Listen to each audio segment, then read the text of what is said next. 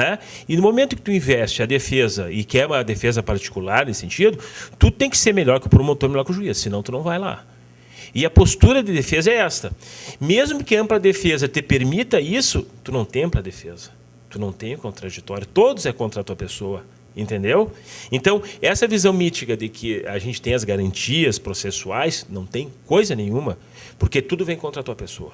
Então, tu tem que ter o teu ímpeto, tem que ter a tua convicção ideológica de que aquele processo é um processo da tua vida, de que aquele processo necessariamente vai se fazer história jurisprudencial e que tu tem que dar tudo de si. Daí tu está sendo advogado criminalista. O resto, mesmo que nomeado, e aí eu faço a crítica aos criminalistas, aqueles que fazem meia sola, que vão, que não sabem fazer defesa, entendeu? E serve para todos os advogados. O advogado pega a causa e vai com tudo ou não pega. Então, aliado todo esse princípio do contraditório e da ampla defesa e do Estado democrático, e também não vejo essa questão do criminalista, viu, David, ser discriminado. Tá? Eu nunca senti isso aí. As pessoas podem falar mal de mim, podem dizer que o crime é isso, mas o que vale na minha percepção de vida é a tua atuação dentro da sistemática da audiência.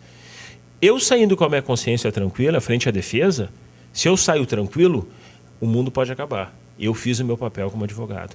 Então, que se sirva de exemplo, se é que se serve de exemplo, né, de que a postura profissional daquele que atua no crime, essa situação de a gente ser discriminado ou essa situação de a gente ser visto de forma diferente, para o criminalista que milita na área, isso aí é pueril.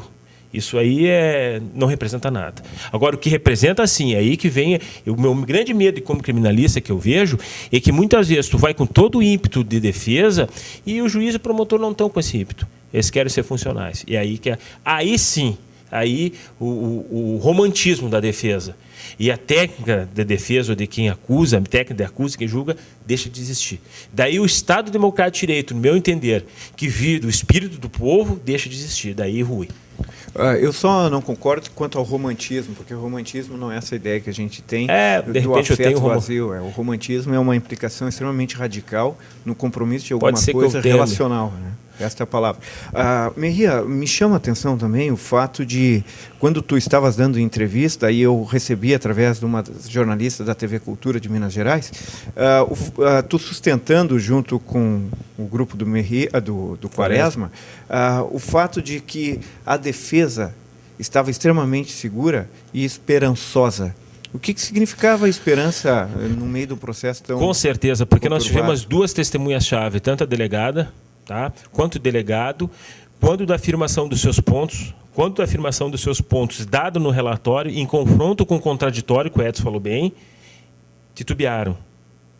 Não souberam dizer por que lançaram e não souberam dizer por que afirmaram, mas afirmaram na mídia. Aí vem a questão da mídia. Se utiliza da mídia, correto?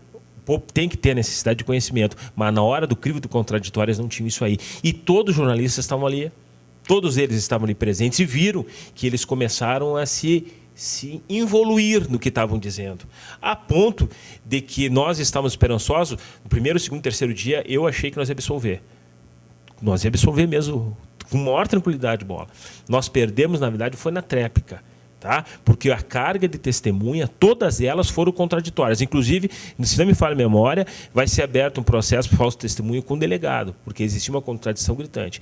Infelizmente, o júri, David, é que nem um jogo, né? Perdeu-se. Entendeu? Perdemos um jogo isso aí. Existe elementos de anulação? Existe. Vamos tentar anular esse júri. Mas, a grosso modo, eu estou convicto que do trabalho realizado pela equipe, a gente conseguiu muito por muito pouco. E mais, David, te imagina um processo de 80 páginas, 80 volumes, perdão, 80 volumes, tá? Tu fazer uma sustentação oral em 1h30, isso é impossível. Isso é impossível. Tinha tanto instrumento de defesa de Herbst, porque, na verdade, bola... Quando dos telefonemas não se fez presente no ponto de localização da antena, mas sim um outro personagem que foi morto. Tá? Só nisso aí demoraria os debates de um dia. Então, nesse aspecto, o júri ele fica escasso, porque em 1h30 tu não faz defesa de 80 volumes. Esse tempo, para que se garanta os direitos essenciais, ele está, obviamente, consolidado e guardado na Constituição. Nós vimos casos bem terríveis, inclusive, de tentando dar uma amostra pública de funcionalidade, como o caso de Santa Maria na Botkiss, quando promotores envolvidos, delegados, apresentaram uma pilha de mais de 30 mil páginas de inquérito, e isto sendo averiguado em 2 dias. Como tu vês isso? É complicado, né? É muito pouco prazo, a gente tinha que pedir, inclusive, dilação de prazo. É muita coisa. Mas foi bom o que tu falou na questão da Boate Kiss, David. Veja como, quando eu falo, e eu insisto nisso, quando há um indiciamento. O que houve na Boate Kiss?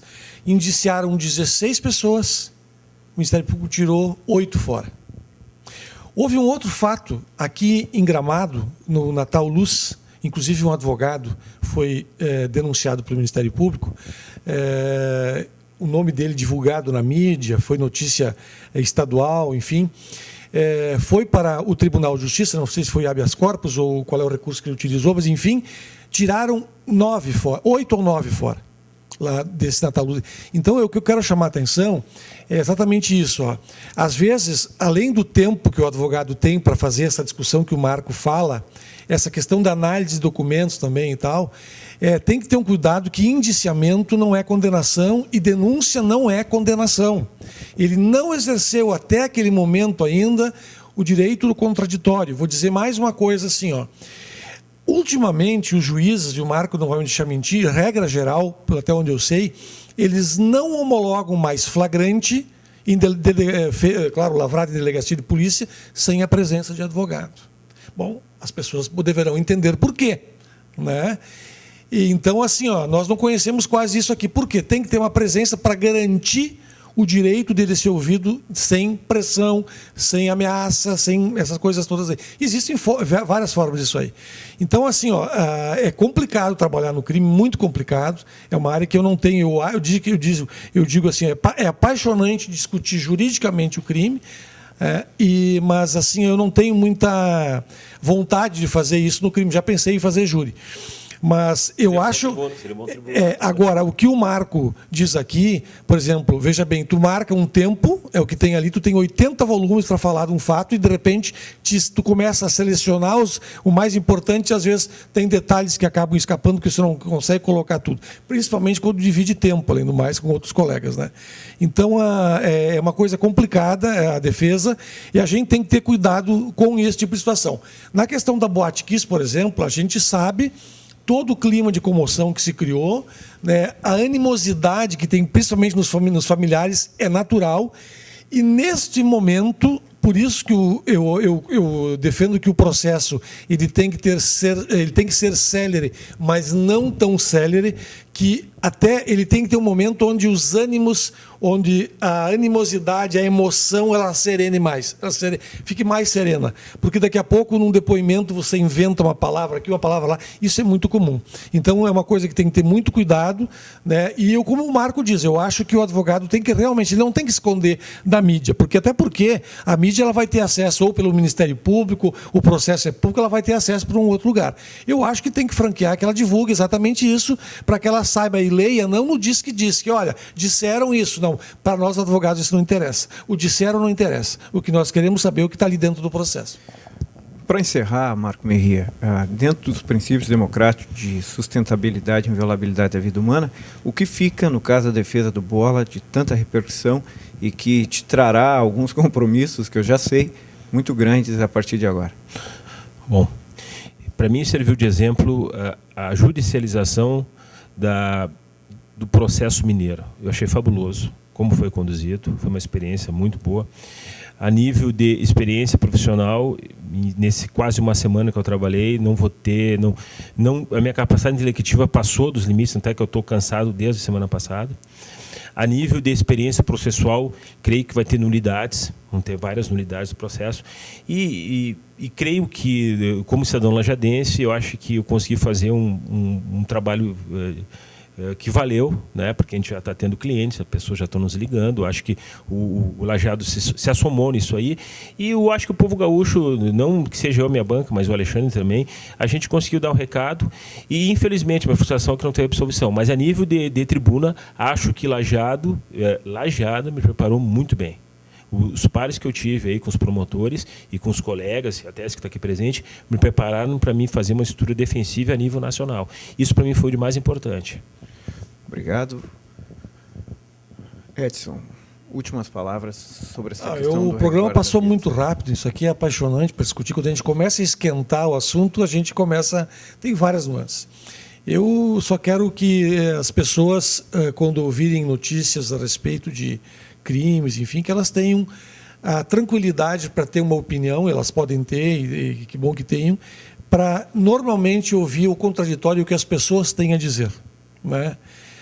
Nós temos um caso agora, há poucos dias, esse boliviano, lá em que a advogada de direito internacional, que é professora da USP, disse que as provas no depoimento daqueles torcedores corintianos na Bolívia foram provas forjadas, foram provas que eles tiveram que assinar embaixo, não tiveram direito a advogado, não tiveram o direito de ter tradução nos depoimentos, que foram todos feitos em espanhol, certo? E assinaram embaixo isso e dificultaram o trabalho dos advogados. Então, isso é complicado, isso não é democracia, é querer dirigir para algum lugar o crime. Não, o crime ele tem que ser esclarecido. Ele não tem que ser dirigido para algum lugar, ele vai ser dirigido da forma como ele foi feito e foi ser esclarecido. Então, eu só quero chamar a atenção para ter o cuidado, porque a gente está lidando com pessoas e não com qualquer cidadão, aí, qualquer animal, enfim, que tem sentimentos, que tem consciência, né? Todo mundo, daqui a pouco, está sujeito a alguma situação dessas aí. Então, eu quero dizer o seguinte, que a gente reflita, porque nem sempre a dor do outro é melhor do que a nossa, né? Quero agradecer aos dois, ao nosso telespectador, e lembrar de algo muito bacana. Há 2000 anos atrás, Cícero, um escritor fantástico, foi dizer: eu aceito ser acusado, mas jamais condenado sem ter o direito de ter me defendido. Ficamos por aqui, um abraço, até o próximo.